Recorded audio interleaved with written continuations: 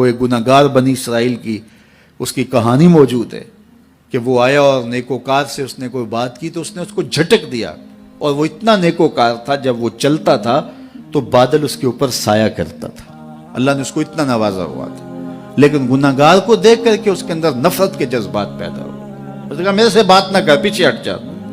اللہ اکبر۔ تو وہ بیچارہ بڑا رویا کہ مالک میں اتنا گناہگار ہوں کہ تیرے پاک بندے مجھے اپنے پاس بٹھانے کے لیے بھی تیار نہیں۔ دل ٹوٹا، شکستگی پیدا ہوئی، کہا لیکن مالک تیری مرضی، اور واپس پلٹا۔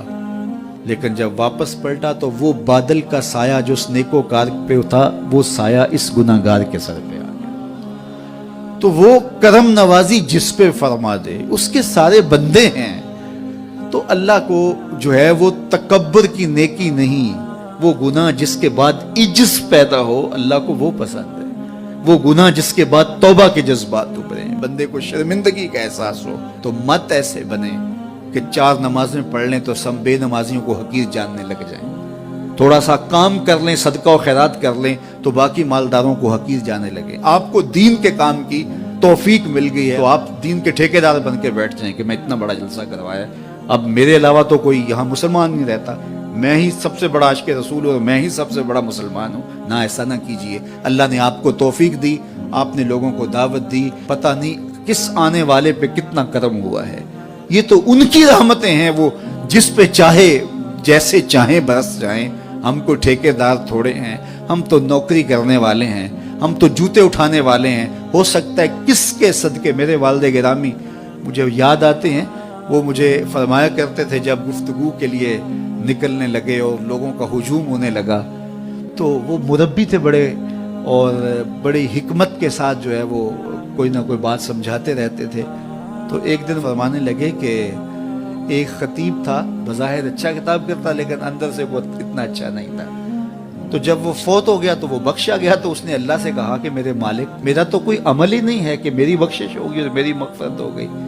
تو فرمایا کہ ہاں ہم تجھے جانتے ہیں، لیکن ایک دن تو کہیں واز کر رہا تھا، میرا ایک بندہ بیٹھا تھا، اس کو پسند آ گیا، میں نے اس کے صدقے تیری مغفرت فرمائی۔ اٹھ فریدا ستیا تے میلا ویکھن جا، اٹھ فریدا ستیا تے میلا ویکھن جا، وت کوئی بخشیا مل جاوے تے تو ہی بخشیا جا۔ تو پتہ نہیں کس کے صدقے سے اللہ رحمتوں کا نزول فرماتا ہے، بے عمل کو دیکھ کر کے اس سے نفرت نہیں ہے، نفرت تو گناہ سے ہے، گناہگار سے نہیں ہے، لیکن کوشش کی جائے کہ یہ عمل بد چھوڑ دے۔ اللہ اکبر۔ ایک جنازہ گزرا اور وہ جنازہ کسی غیر مسلم کا تھا، تو چشمان رحمت میں آنسو آ گئے۔ تو صحابہ نے پوچھا کہ حضور یہ یہودی ہے یا عیسائی ہے، کوئی اس کا جو مذہب تھا وہ بتایا۔ تو فرمایا کہ مجھے اس بات پہ افسوس آیا کہ یہ اسلام نہیں لا سکا اور کفر کی حالت میں مر گیا، تو اگر یہ اسلام لاتا اور جو ہے وہ جنت کی راہوں کا مسافر ہوتا تو کتنا اچھا۔ یہ اس کے ساتھ بھی ہمدردی ہے۔ تو اللہ کی مخلوق، یہ جنت کے اکیلے ٹھیکیدار بننے کی کوشش نہ کریں کہ میرے علاوہ کوئی جائے ہی نہ، جنت کے دروازے پہ میں بیٹھ جاؤں گا کسی کو، یہ زیادتی ہے۔ میرے تو اعلیٰ حضرت نے یہ کہا تھا، ایک میرا ہی رحمت پہ دعویٰ نہیں، شاہ کی ساری امت پہ لاکھوں سلام۔ تو اس لیے امت سازی کی ایک تو کوشش کریے، اپنے اندر باہمی چھوٹے چھوٹے نزاع اختلاف، یہ انسانی فطرت ہے، انسان کے اندر طباع کے اندر اختلاف ہے، ترجیحات کے اندر جو ہے وہ اختلاف ہے، اپنے اپنے مزاج کے اندر تفاوت ہوتا ہے۔ تو ایسا نہ ہو کہ چھوٹی چھوٹی باتوں سے آپ جو ہے وہ امت کو پھاڑ چیر کے رکھ دیں، نہیں، بلکہ امت کا جو تصور ہے اس کو قائم رہنا چاہیے۔ تو گناہ کے بعد جب انسان کے اندر ندامت کا اظہار ہوتا ہے، وہ جو آنسو ٹپکتے ہیں، بندہ اپنے آپ کو چھوٹا سمجھتا ہے، میں اتنا گناہگار، میں پاپی، میں مجرم، میں میلا اتھرو، جب وہ اپنے آپ کو دیکھتا ہے کہ میں اتنا برا شخص ہوں، تو پھر اللہ کی رحمتیں اس کے اوپر متوجہ ہوتی ہیں۔ تو اس کو پسند ہے کہ جب بندے اس کے حضور عاجزی کرتے ہیں، اس کے حضور معافی مانگتے ہیں، تو مت کسی کو حقیر جاننا کہ یہ گناہگار ہے، نہ جانے اس کا انجام کیا ہو۔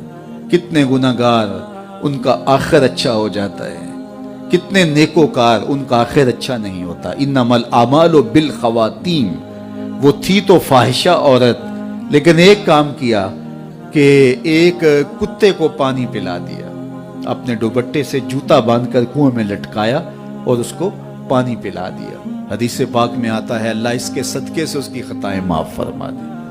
اور ایک نے بلی کو مار دیا خاتون کو، اور وہ جہنم کی آگ میں جلنے لگی۔ اس لیے کون کس کا انجام کیا ہوتا ہے؟ ہمارے بزرگ فرماتے ہیں کہ بچے سے پیار کرو کہ اس کے گناہ کم ہیں، اور بڑے سے پیار کرو اس کی نیکیاں زیادہ ہیں، اس کی نیکیاں زیادہ ہیں۔ چھوٹے سے اس لیے پیار کہ اس کے گناہ کم ہوں گے، اور بڑے سے اس لیے پیار کہ اس کی نیکیاں زیادہ ہوں گی۔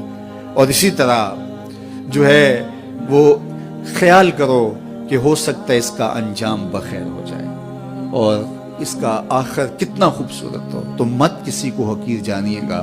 ایک میرا ہی رحمت پہ دعویٰ نہیں، شاہ کی ساری امت پہ لاکھوں سلام۔ تو حضور کی امت سے پیار کرو، مخلوق خدا کو جوڑنے کی کوشش کرو۔